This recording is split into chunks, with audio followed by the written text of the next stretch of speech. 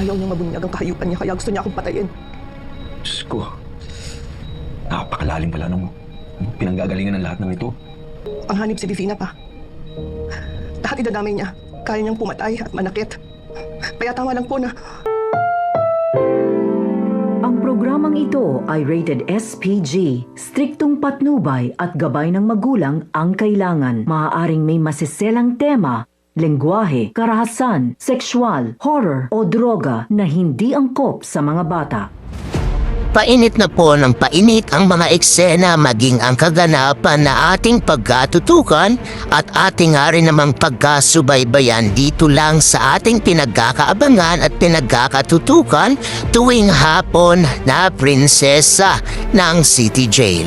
Simula pa lang din naman kasi ito na dito nga rin naman ay nagpupumiglas pa at ayaw nga nitong si Divina sumama sa kapulisan dahil pinipilit nito na wala daw mano siyang ginawa dito kay Leilani. Pero wala na nga rin naman kasing nagawa pa itong si Divina kundi talagang sumama na lang sa pulisya. At dito pagdating nga nila ay ikinagulat na nga lang din naman nitong si Divina. Dahil dito, ang sinasabi nga nitong si Divina na wala daw manong ebidensya magpapatunay at magdidiin sa ginawa nga niya at ito daw ay haka-haka lang para masiraan siya. Ngunit dito nga rin naman ay ikinabigla na lang nitong si Divina nang bigla nga rin namang may sumulpot sa kanyang harapan. At nakita nga nitong si Divina, walang iba kundi itong si Leilani. Nanlaki at nagulat niya itong si Divina at hindi nga nakapagsalita.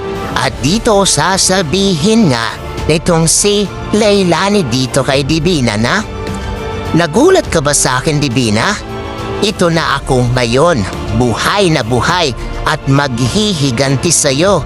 Dito'y hindi na nga nakapagsalita pa itong si Divina na tila natatakot na sa gagawin ng paghihiganti nitong si Leilani sa kanya. Dito maaaring ba'y makakamit na ba nitong si Leilani ang hustisya at tuluyan na nga rin bang mabubunyag ang sekretong pinagkakaingat-ingatan at tinatago nitong si Divina? Yan nga rin ay ating pagkatutukan at pagkakaabangan.